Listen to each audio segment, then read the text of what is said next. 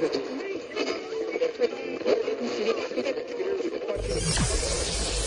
ready for unique, rare, and little-known treasures from the golden age of radio. You're listening to The Amazing World of Radio with Adam Graham.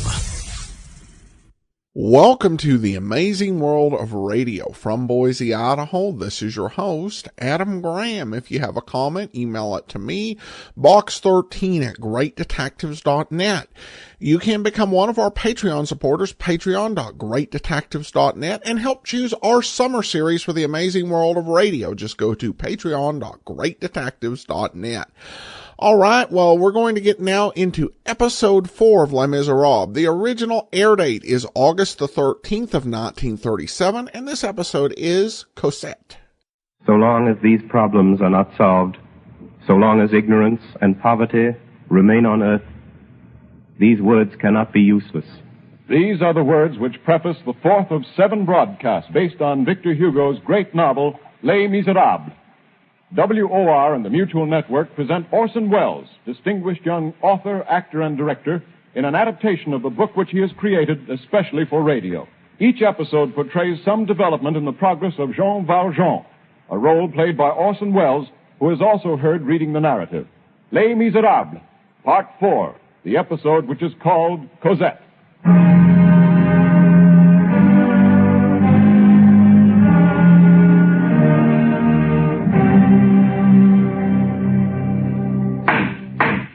Val Jean, you are a hardened criminal and a second offender. You are charged with concealing your identity and changing your name. How do you plead? Guilty. You are so found by this court. Jean Valjean, you are sentenced to hard labor in the galleys under the double chain for the rest of your life. The notebook of Inspector Javert, July 1823. I have caught Jean Valjean. In a whole lifetime of service with the police, there is no entry in this book which has occasioned me so much satisfaction. I have caught Jean Valjean. I am affixing to this page an excerpt from a recent newspaper in Paris. Here it is. The Paris Journal, July 25th, 1823.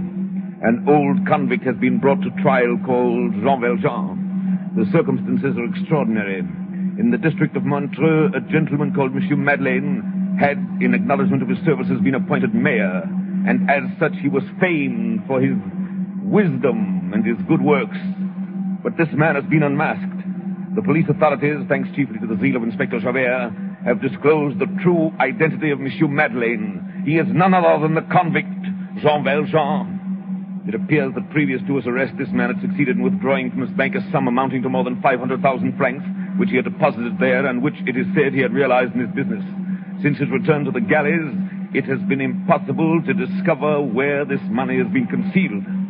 This is the end of the newspaper article. I think I can guess the motive of Jean Valjean concealing this money. His hope of escape. And there's another matter. The child, Cossette. The child of the woman Fantine. It was this Fantine whom I apprehended on the street, and who Valjean, in the character of the mayor, protected from justice, and in the compassion of one criminal for another, nursed through the illness from which she died. This child was abandoned at an early age to the care of some innkeeper. If I know Jean Valjean, the purpose of this money is the care of this child. I must find this Cossette. November 17th, 1823. Here is an excerpt from the Toulon Journal. Yesterday, a convict at work on board the galley ship Orient, on his return from rescuing a sailor, fell overboard and was drowned. His body has not been recovered. This man was registered under the number 9430, and his name is Jean Valjean. This finishes it. The case is closed. Jean Valjean is dead.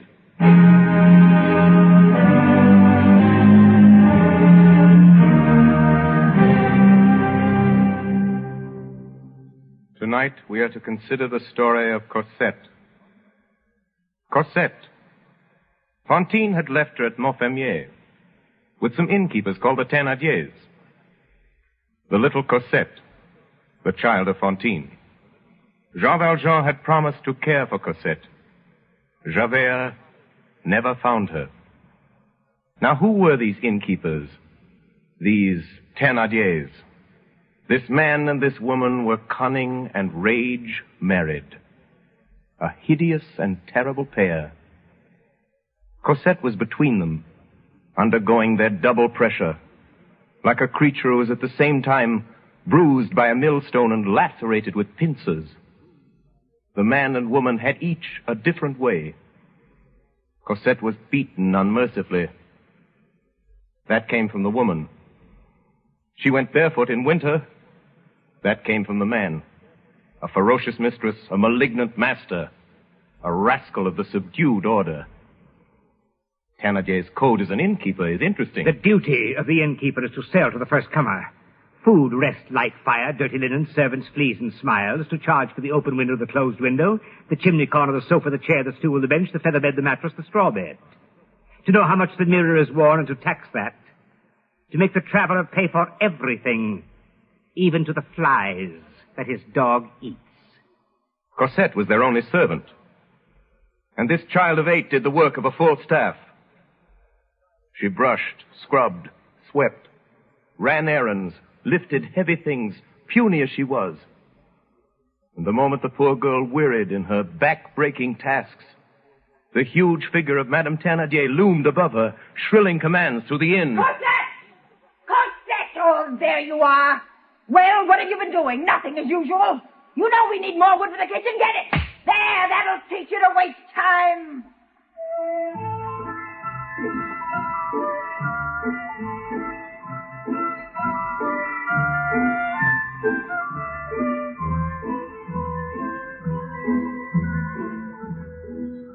Christmas Eve, 1823. Pretty windows, candy booths, toy stores, parties, and good things to eat. Little shoes at the fireplace for Father Christmas to fill. Christmas Eve. Festivity in the little town of Montfermeil. Extra work at the inn. Extra work for Cossette.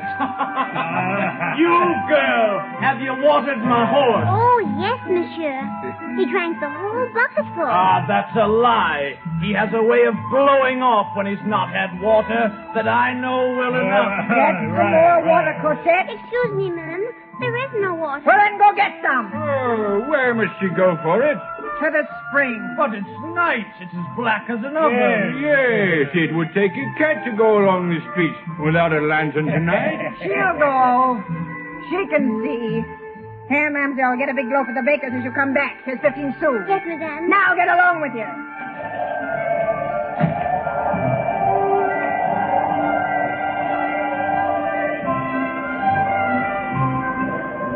The child fled with her bucket, running as fast as she could. The night was cold, and the spring was far away. Soon, the gleam from the town disappeared, and the darkness became thicker. It was no longer Montfermeil. It was open country. Dark, terrifying country. The child's heart pounded at her ribs, with their ghosts moving in the trees. Time after time she faltered and started back towards the inn. But always there appeared to her the more dreadful specter of Madame Thénardier, and she went on. At length she arrived at the spring. Cossette did not take time to breathe. She felt in the darkness for a young oak which bent over the spring, found a branch, swung herself from it, bent down, and plunged the bucket in the water. In that movement, she did not notice that her apron pocket emptied itself into the spring. The 15 sou piece fell from her dress and dropped into the water. Cossette neither saw nor heard the coin fall. She was anxious to start back at once, but the effort of filling the bucket had been so great that it was impossible for her to take a step. For on this night, this starless, terrifying Christmas night, that bucket was heavier than ever before. The woods were blacker. The wind was colder. The child tugged at the stooping weight and managed a few steps. Terror gripped her. Terror. terror of something she couldn't see. She began to count aloud. 1, 2, 3, 4, 5, 6, 7, 8, 9. 1, 2, 3.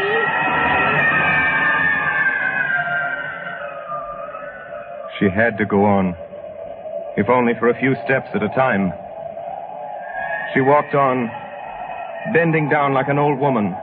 The iron handle of the bucket was numbing and freezing her little wet hands. On and on, a step at a time. Madame would beat her. Madame would scream at her. Madame would whip her.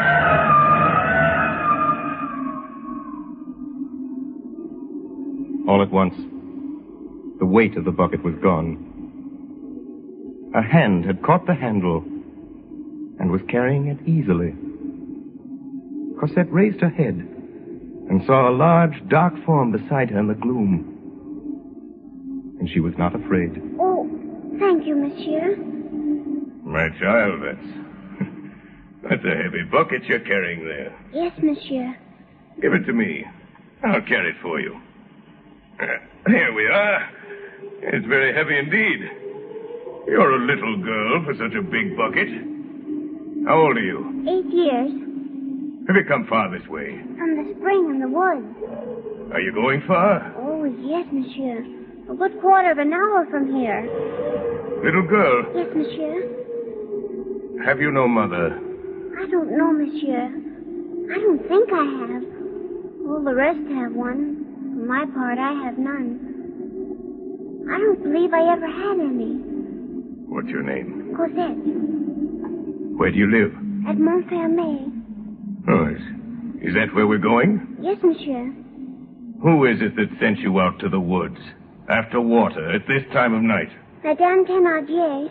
Oh. What does she do, Madame Thénardier? She is my mistress. She keeps the tavern. The tavern? Well, I'm going there to lodge tonight. Show me the way. Monsieur, we are going there.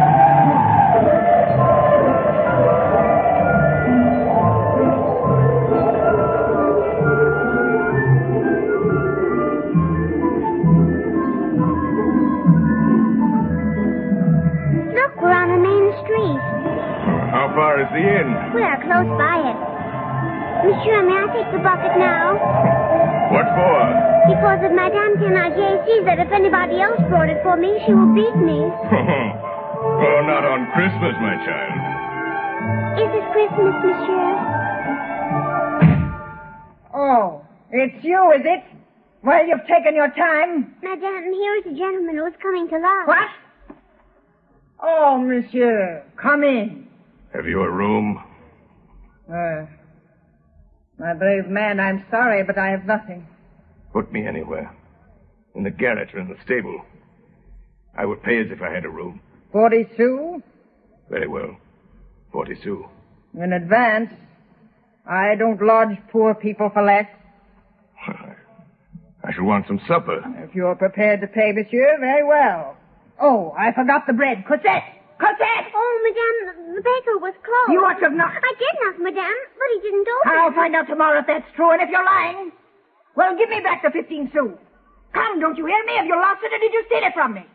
Well, answer. It's gone, Madame.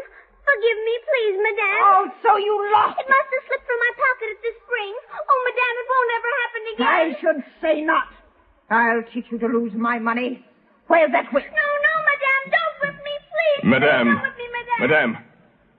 I beg your pardon, but I just saw something fall out of the little girl's pocket and roll away. This may be it. Here it is. A 20 sous piece? Yes. Isn't that what you gave her? Why, yes. Yes, that's it. Cossette, don't ever let that happen again. Get to work. Now, monsieur, let me show you to your room.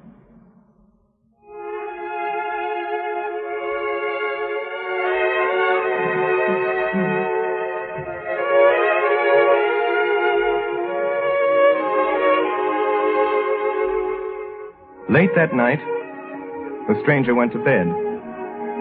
Not in the stable as he had expected, but in the best room of the inn. This courtesy on the part of the Thénardiers had, as usual, a purpose behind it. A purpose which the irritable Madame Thénardier could hardly understand. The fool! What was in his head to protect that little monster Cossette? To pretend she lost the 20 sous piece. Think of that! That slut I wouldn't give 10 sous for. It's very simple.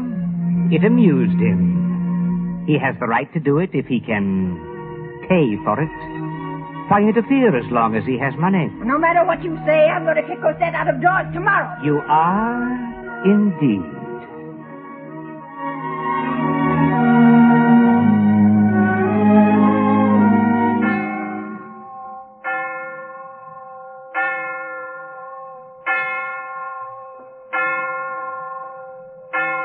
Up so soon, monsieur?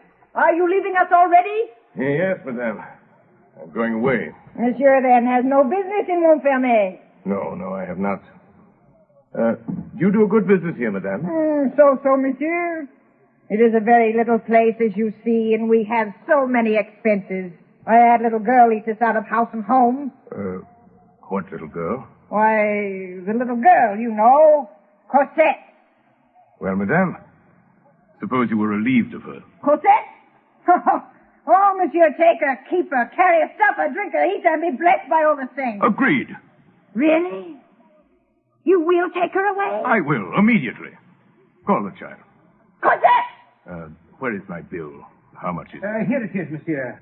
You owe us 23 francs. Ah, Thénardier, what news? He's going to take that beggar Cossette off my hands. I shall go fetch her at once. Cossette! 23 francs, you said. Here you are, monsieur. Pardon, monsieur. There is an extra charge for your candle. That will be 2 francs more.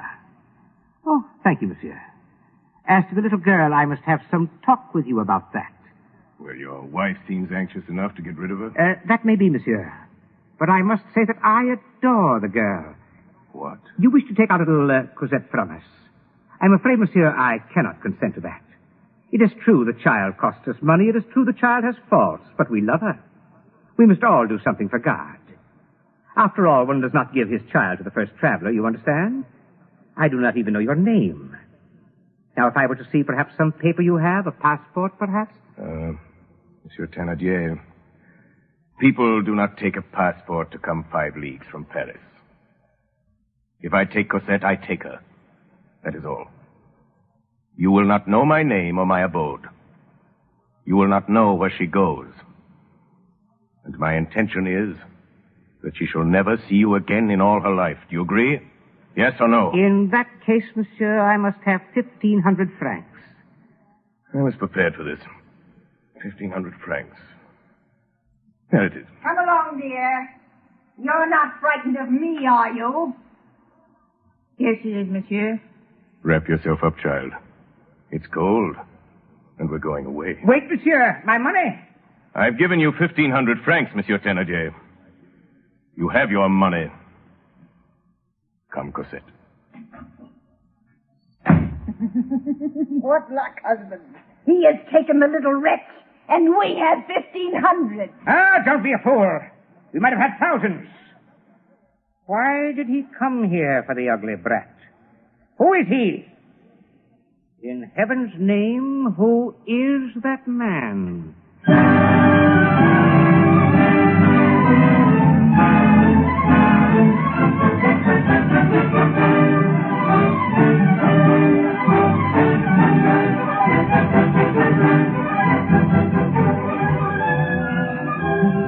Who was that man? He was Val Jean. In his fall overboard from the Orion, the sea had been kind to him. The sea had hid him from the galley guards. The sea which was supposed to have closed the case in Inspector's notebook. Number 9430 was very much alive. So Jean Valjean took Cossette away with him to Paris. Jean Valjean had never loved anything. He had never been father, lover, husband, or friend. To teach Cossette and to watch her playing was nearly all his life. And then he would talk to her about her mother and teach her to pray. It is very sweet, This grand and strange emotion of the heart in its first love. Poor old heart. So young. And for Cossette, from the first day, everything that she felt in her being loved this kind old friend. She called him father and knew him by no other name. Now, Jean Valjean was cautious. He never left the house in Paris by day. Keeping prudently to the infrequented side alleys of the neighborhood, he would walk sometimes an hour or two at nightfall. Now, there was in that district an old beggar who sat crouched on the edge of a condemned well. Those who were envious of this poor creature said he was in the pay of the police. He was an old church beadle of 75, who was always mumbling prayers. Jean Valjean never passed him without giving him a few pennies. One evening, toward the close of winter, as he was passing that way, he noticed this beggar crouched in his usual place under the street lamp. The man, according to his custom, seemed to be praying. He was bent over. Jean Valjean walked up to him and put a piece of money in his hand. The beggar suddenly raised his eyes and stared into his face. Then he quickly dropped his head. It was over in a moment. But Jean Valjean shuddered. It seemed to him that he had seen by the light of the street lamp not the calm, sanctimonious face of the old beadle, but a terrible and well-known countenance. Some instinct kept Jean Valjean from speaking. He gazed at the crouching figure. The same form, the same rags as on the other day. He told himself he was mad, and he hurried home. T-R-E-E. See the bird in the tree. T-H-E. Cossette! What is it, Father? Quiet.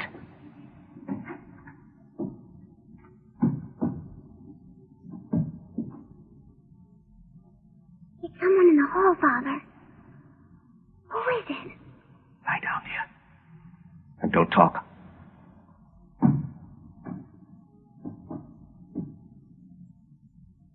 He stopped, Father. He's just outside the door. Father, why are you blowing out the light?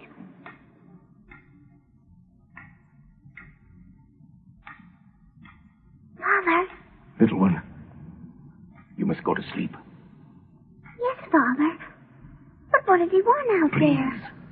Breathe, Cossette. Yes, Father.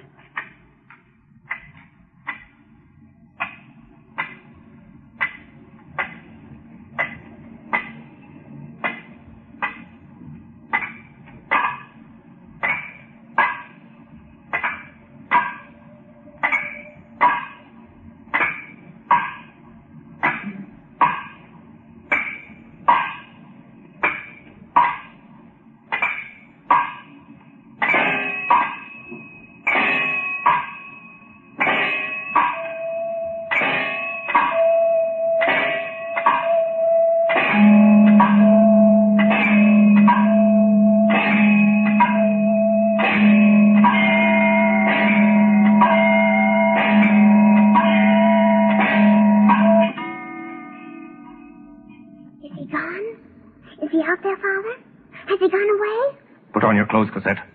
Hurry. Yes, Father. Where are we going? I don't know. Are we going far? We're leaving Paris. Tonight. Has it something to do with that man in the hall, Father? Father, what was he doing? Peeking in? Do you know him? I know him. What's his name, Father? His name is Javert.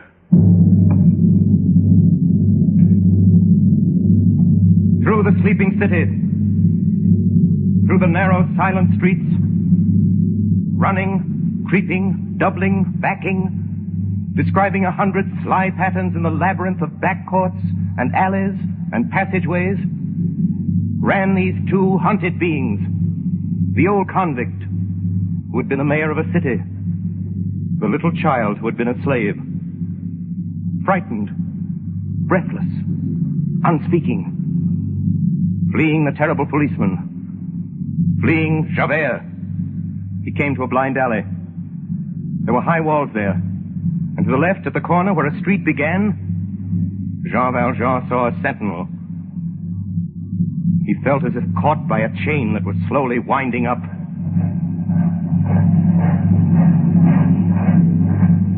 At this moment, a muffled and regular sound began to make itself heard at some distance. Soldiers. Val Jean saw the gleam of their bayonets. They were coming towards him. They came slowly, stopping to examine the recesses of the walls, to search the entrances of doors and alleys.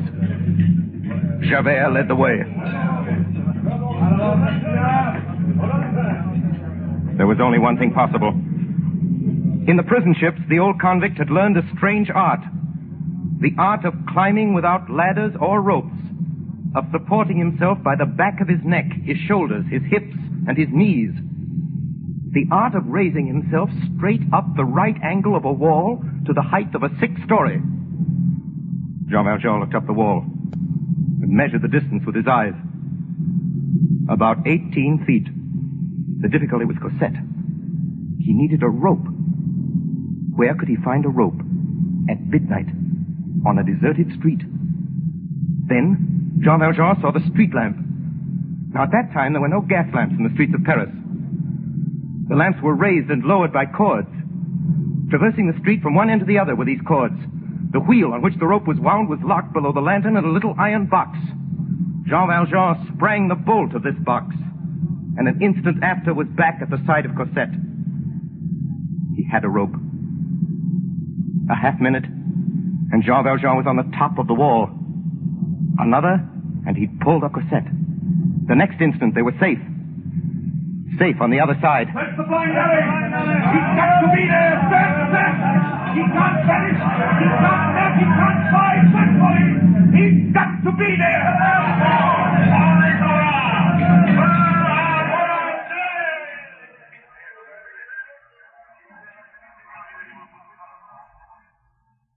Father. Yes, Cossette. Can I talk now? Yes, little one. Father, where are we? What is this place? I don't know, my child. Father, how long will it be till Javert finds us here? He won't find us here.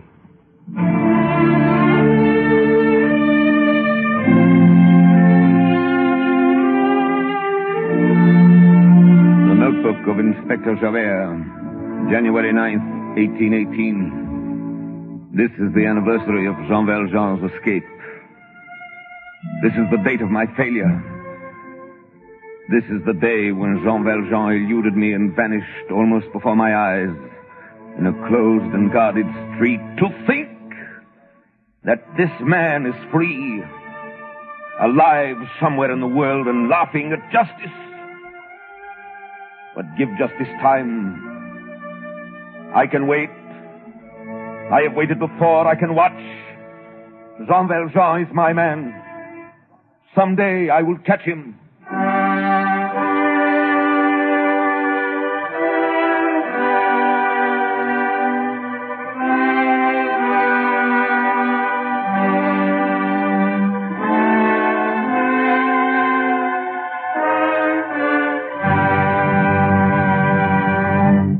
AWR and the Mutual Network have brought you Part 4 of Victor Hugo's absorbing masterpiece, Les Miserables, the episode which was called Cossette. Orson Welles, distinguished young author, actor, and director, played the role of Jean Valjean and was also heard reading the narrative passages which bound together the dramatic action. Assisting Mr. Welles were Martin Gable as Javert, Estelle Levy as Cossette, Agnes Moorehead, Ray Collins, William Johnstone, and Hiram Sherman. Next Friday evening at 10 o'clock Eastern Daylight Saving Time, we shall present Les Miserables in its 5th phase, the episode which is called Marius.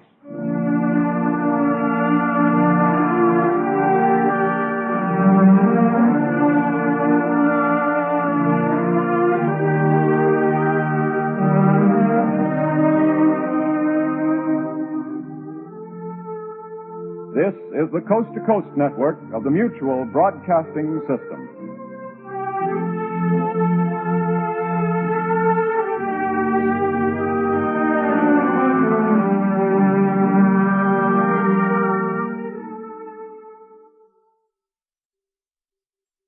Welcome back. Well, Javert continues to loom large in this story. He's so fanatically obsessed that were the story written another way, it would almost be comical. Because you can almost feel like, okay, Javert, don't you have any other cases to be working on? What really does come through this is Javert's inability to really understand ideas like mercy and redemption, and what a real threat the existence of those ideas to his worldview. I also have to applaud the production, really a tremendous use of sound effects. Usually, I think in most radio dramas up to this point, the sound effects really just were used to tell the story. They were practical effects, which you have this in there, but so many of them are actually used to convey emotion, to move the story along. There are times when the sounds, it feels like, are practically another character in the play. There's so much conveyed, and really this is showing the genius of Wells, even as a young man on this early production. So I hope you're enjoying this as much as I am. We'll be back next week with part 5. If you do have a comment, send it to me, box13@greatdetectives.net. From Boise, Idaho, this is your host, Adam Graham, signing off.